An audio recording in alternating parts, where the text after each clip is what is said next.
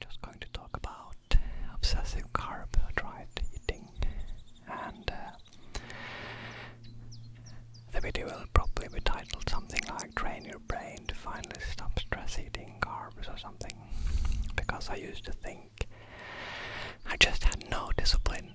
Every time I got stressed, I would end up eating bread or other junk foods like cookies and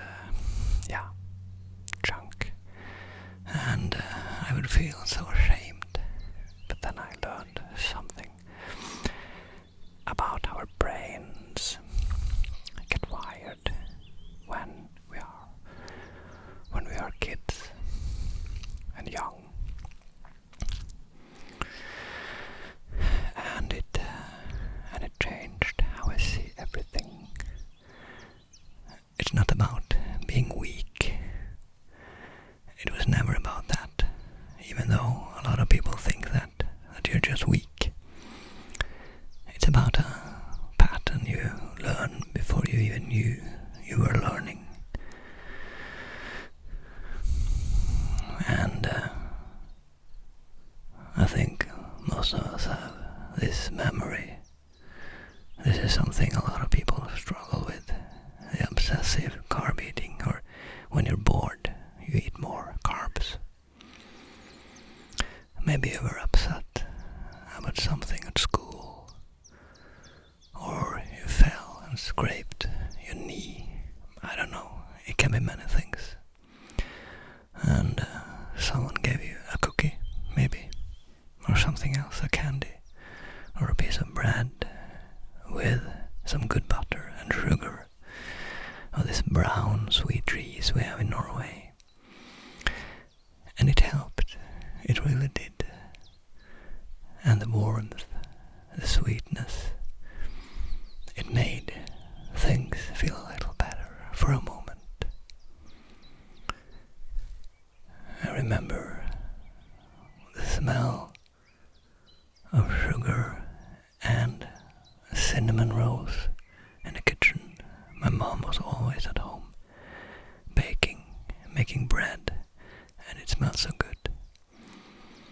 But our parents, they weren't trying to hurt us. They were trying to love us.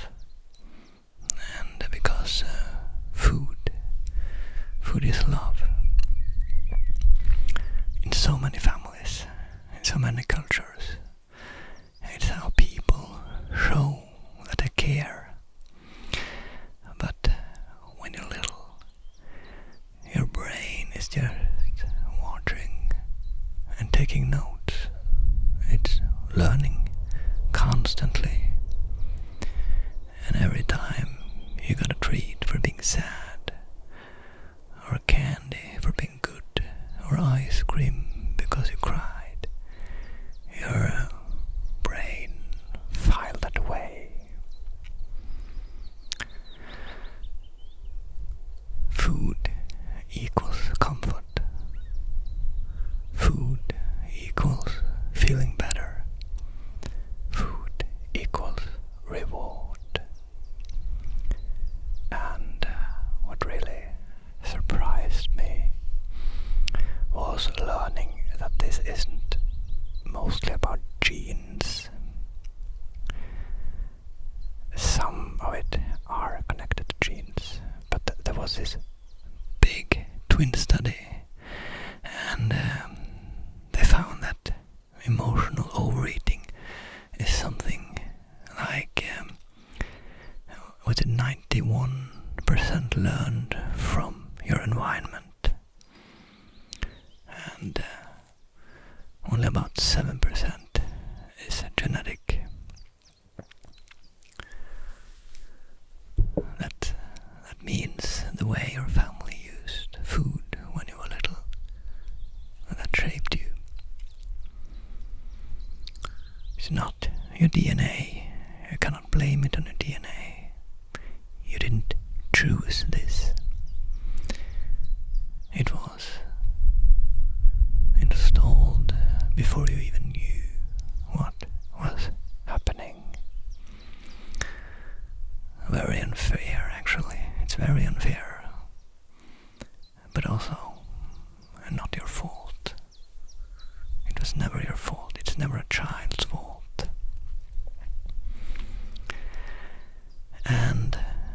is wild is your brain. Your brain doesn't just remember this as a feeling.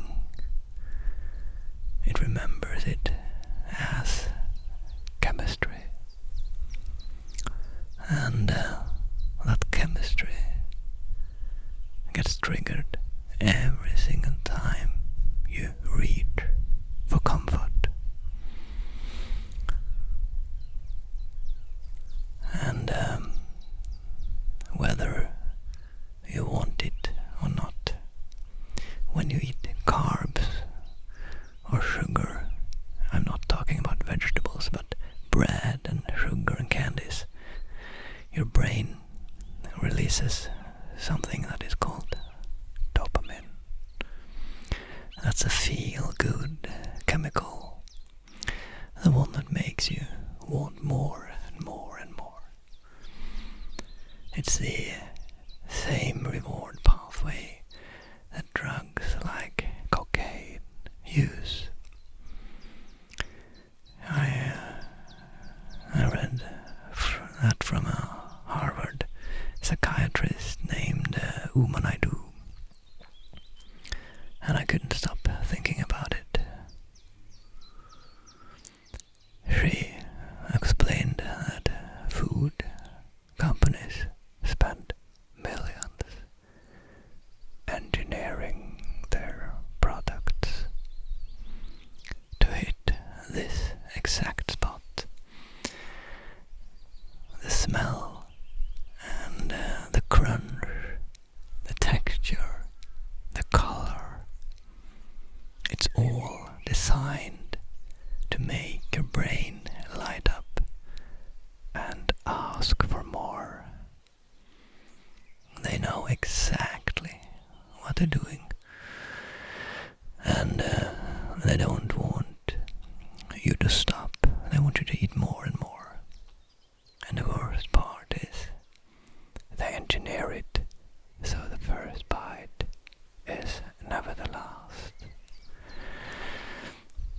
But here's what really gets me. And carbs especially boost serotonin too. That's the calm and happy chemical. So when you're stressed and you eat bread or pasta or cookies, you get this wave of relief. It's very good actually. For maybe 10 or 15 minutes, you feel okay. The world feels softer, but then it fades. And you often feel worse than before. More tired, more anxious, maybe guilty. It's like borrowing happiness from tomorrow and paying it back with interest. If you compare it to a bank, it's not good. Not good at all. But in the moment, it feels like the only thing that helps. And stress itself makes everything worse. When you're stressed, your body releases cortisol.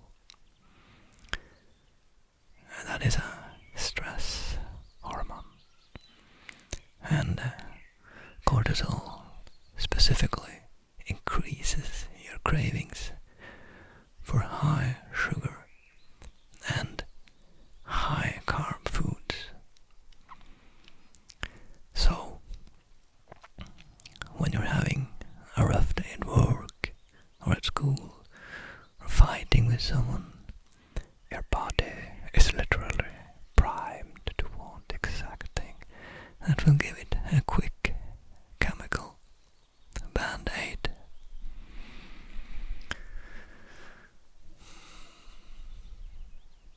Your brain is not broken. It's not you being lazy. It's your brain doing exactly what it was taught to do. Seek the fastest relief available. And that is the key. That is the key. That is the key.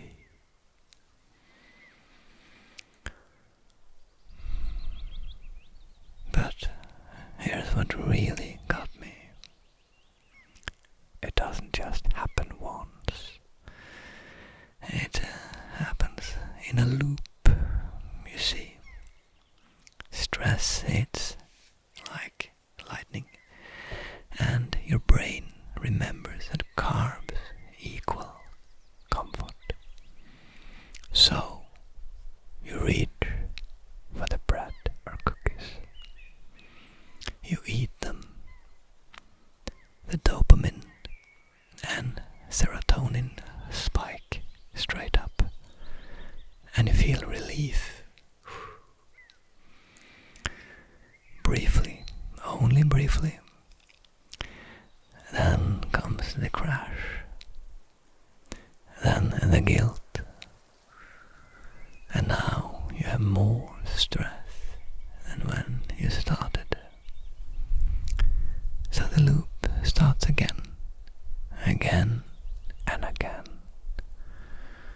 Sometimes you don't even realize you're in it until the bag of chips is gone.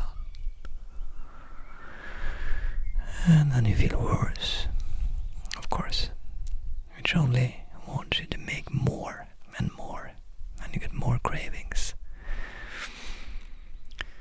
A team at Harvard did something that really opened my eyes. They put people in a brain scanner while they were under stress, some kind of MRI scanner or something. And they looked at what happened in the reward centers. The emotional eaters actually showed lower brain activation in those areas when they even anticipated food under stress. Their reward centers had gone quiet, worn down, so they needed more food, more carbs to feel okay. If that sounds like you, it is not greed. It is not weakness. It is a brain trying to compensate for being exhausted. And that's how it is. And because this started in childhood, the loop feels automatic. It feels like instinct. Like you have no control at all. You barely even notice the decision. You're just reaching.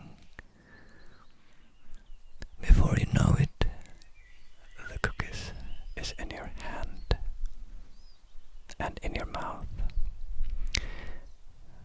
But it's not the instinct. It's a habit that got rehearsed thousands of times when you were too young to know better. You're not fighting food. You're fighting a childhood solution that your adult body is still running on autopilot. And that's how it is. And once you see clearly, the loop starts to lose its power. Because once you really see it, things start to shift. And you have to start unlearning. But seeing it is only half the work. The rest is learning to interrupt it gently in very small ways. The first step sounds almost too simple. Just pause